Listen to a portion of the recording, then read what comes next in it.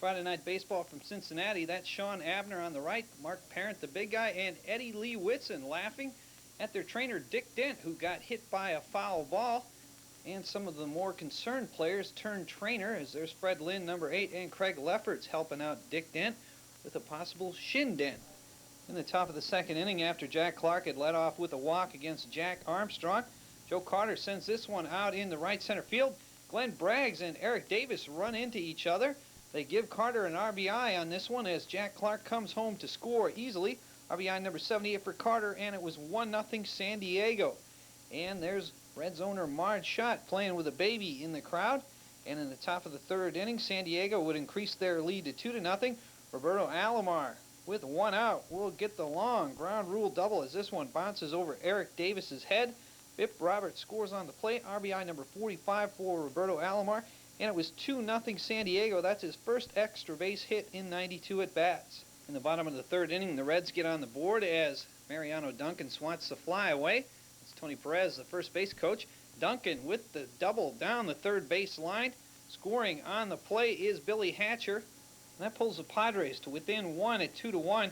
That one coming with 2 outs off of Bruce Hurst. Bottom of the fourth inning, great play coming up by Padres third baseman Mike Pagliarulo as he dives and robs Todd Benzinger of a hit as he guns him out at first base. One more look at the great play by Pags to end the bottom of the fourth inning as he robs Todd Benzinger of a hit. This game would remain 2-1 until the eighth inning as Bruce Hurst was cruising along with a 4-hitter. But leading things off in the bottom of the eighth inning was Chris Spud Sabo, and he takes Hurst deep for his 21st home run of the season. RBI number 54. It's a solo shot leading off the bottom of the eighth, and it ties the score up at 2 apiece.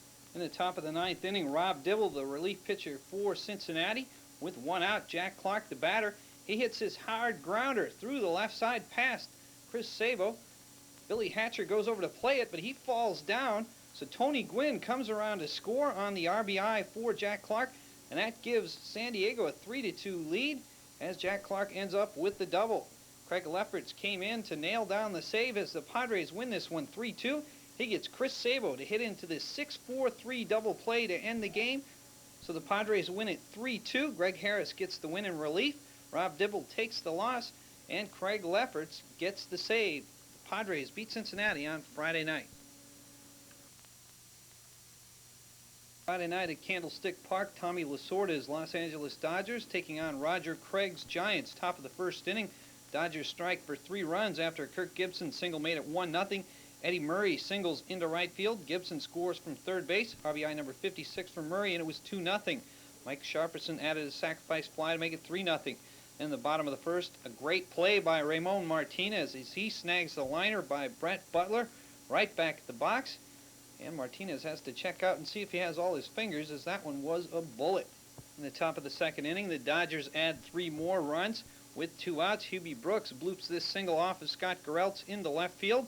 2-run score as Lenny Harris and Kirk Gibson both come around. Kevin Mitchell having some problems there. RBIs number 54 and 55. As Eddie Murray moves over to third base, and Daniels ends up at second, and it's 5-0 Dodgers. Will Clark still out of the lineup with that leg problem. So the other half of the Pacific Stock Exchange, Will Clark's partner, the Boogie Bear, Kevin Mitchell, will take this Ramon Martinez pitch and put it deep into the night for his 26th home run of the season. RBI number 63 as it was a solo shot. That made it 6-2. And check out Rick Dempsey as he carries some hot coffee along the way. And yes, it's very hot as Rick gets burned or maybe even scalded. Top of the 6th inning. The Giants get scalded for a few more runs as the Dodgers add 4 more. Cal Daniels had an RBI double to make it 7-2. Randy O'Neal threw a wild pitch to make it 8-2. Eddie Murray collected his second RBI of the game to make it 9-2 as you take a look at Matt Williams opening his mouth several times. Then Mike Scioscia came up to bat still in the top of the 6th inning, and he will make it 4 Dodger runs as he hits this hard liner back up the middle off of O'Neal. Murray scores. That makes it 10-2 LA in the top of the 6th inning. The final score would be 11-2 Dodgers. Ramon Martinez would go all the way for the complete game victory. He runs his record of 14-4, and he strikes out 5. Here he gets Ernest Riles to fly out to Jose Vizcaino to end it. The final 11-2 Dodgers on Friday night. American League Baseball action Friday night, County Stadium in Milwaukee. Chicago White Sox visiting the Milwaukee Brewers. Plenty of White Sox fans in the stands, with Milwaukee leading 1-0 in the top of the 7th inning. Frank Thomas, Chicago White Sox rookie, would get his first major league hit. This loud triple off the wall in right field. Yvonne Calderon and Carlton Fisk would score. White Sox will take the lead of 2-1. The first major league hit for White Sox rookie Frank Thomas. White Sox left-hander Greg Hibbert was on the hill. He would get the complete game victory. Here in the 7th inning, he would strike out Mike Felder. In the top of the 8th inning, White Sox leading 3-1. Yvonne Calderon at the plate. Mark Knutson on the mound for the Brewers. Yvonne Calderon goes deep, a 3-run shot, his 10th of the season. RBIs 53, 54, and 55. White Sox lead 6-2. That would be the final score, Chicago winning 6-2. Greg Hibbert gets his second complete game victory of the season, his 4th for his career. His record goes to 9-5. Mark Knutson takes the loss. His record goes to 8-5. Chicago wins it 6-2.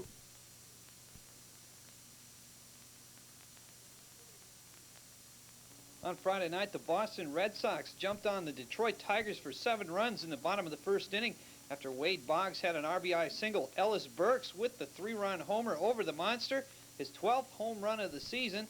That made it 4-0. Carlos Quintana and Wade Boggs were aboard. Still, with no outs and 3 batters later, Tom Brunansky up to bat against Jeff Robinson. He'll double to left field. Mike Greenwell will score on the play for Brunansky. It's his 43rd RBI of the season, gives the Red Sox a 5-0 lead, and they chased Jeff Robinson from the game on this RBI double by Bruno. Tony Pena added an RBI single, and Tim Naring an RBI fielder's choice to make it 7-0. All the runs coming with no outs in the bottom of the 1st inning. In the top of the 2nd inning, leading things off, Cecil Fielder against Greg Harris. He takes him deep on the first pitch he sees for his major league leading 34th home run, as he's now tied with Jose Canseco. That made it 7-1 in favor of the Boston Red Sox. Great play coming up here in the bottom of the 3rd inning. Chet Lemon makes this great running diving catch near the right field line to rob Dwight Evans of extra bases. Great play by Chester Lemon. And that play by Chester Lemon is such a nice one. You're going to get to see 2 replays of it as he dives out there and robs Dewey Evans of extra bases. Still in the bottom of the 3rd inning with 2 outs and nobody on. Tony Pena up to bat against Paul Gibson, and he homers over the Green Monster for his 5th home run of the season, his 2nd RBI of the game. That makes it 8-1 Boston in the bottom of the 3rd. Tony Pena added an RBI single later on the game, so he has 3 so far. In the bottom of the 7th inning, the Red Sox continue to pour it on with the score 12-4. Clay Parker now pitching with 1 out. Tim Naring up to bat and 1 on. And Naring will belt his 2nd home run of the season over the Green Monster in left center field. That makes it 14-4 Boston. Detroit adds 1 more in the final on Friday night from Fenway. 14-5 Boston over the Tigers. Dome in Seattle, Kirby Puckett taking a rare day off as he sits with the bullpen. After Dave Valley was walked with the bases loaded to score Jeffrey Leonard in the bottom of the 4th to give Seattle a 1-0 lead. Jeffrey Leonard flies out to right. Gene Larkin throws home, and they get Harold Reynolds at the plate. Home plate umpire Jim Phillips with the call. As you take one more look, Junior Ortiz blocks the plate. Looked like Reynolds may have touched it there, but Phillips rules that he's out, so it was still 1-0 Seattle. In the top of the 6th inning, Brian Harper extended his hitting streak to a major league high 24 games as he takes Matt Young deep with Nelson Liriano aboard and 2 outs. He hits his 6th home run of the season, RBIs number 45 and 46, gave the Twins a 2-1 lead, that one coming in the top of the 6th. And Harper is now 7 games shy of the Twins record, 31 games set by Ken Landro. Seattle comes back to tie it up in the bottom of the 7th inning. Greg Briley up to bat with 2 outs and 1 on against Juan Berenguer. He hits this one out into right field. Gene Larkin jumps up for it, but he can't make the catch. Dave Valley will score from 3rd base, and that makes it 2-2 as Greg Briley ends up sliding in with the triple. And that run was charged to Erickson. This game would stay tied as they went into extra innings now in the 10th inning. Greg Briley smacks this one out into right field, but there's a great catch by Gene Larkin. Top of the 13th inning, a key play here With one out, John Moses hits it up the middle right to Mike Brumley. He flips to Jeff Schaefer, who drops the ball. Everybody's safe, so the bases are loaded. And Mike Schooler in the midst of the longest stint of his career as he goes 3 1/3 innings. Next batter up in the top of the 13th was Kent Herbeck. He lifts this sacrifice fly out into center field. That scores Kirby Puckett from third base, RBI number 51 for Herbeck, and it was 3-2 Minnesota. Following Herbeck was Randy Bush, and he belts this 2-out, 3-run homer to right field. It's his 4th of the season. RBIs number 9, 10, and 11 as Gary Gaetti and John Moses were aboard. That made it 6-2 Minnesota. And that was the final as Rick Aguilera pitched 3 1/3 innings to pick up the win to run his record of 4-3. Here he ends the game by getting Mike Brumley to ground out to shortstop to end it. Final 6-2 Minnesota. Mike Schooler takes the loss. He's now 1-3, and the Twins win it on Friday afternoon. Joe Torre goes for victory number 2 Friday night as the St. Louis Cardinals host the New York Mets. Pick it up in the top of the first inning. Darryl Boston would belt a solo home run to right field, his 8th home run of the year. RBI number 28 for Boston. This gave New York a 1-0 lead in the top of the second inning. This home run came off of Jose De Leon, who was a surprise starter in Friday night's game. He was supposed to go on Saturday, but Joe McGrain, scheduled for Friday night, had back spasms before the game. But in the bottom of the second inning, Jose De Leon with 2 outs would hit an infield single. Kevin Elster couldn't come up with it. Terry Pendleton scores, tying the score 1-1 after 2 innings. Then in the top of the 7th inning, pinch hitter Tim Tuffle gets a sacrifice fly to deep left field. This will score Keith Miller. The Mets led 2-1 in the top of the 7th inning.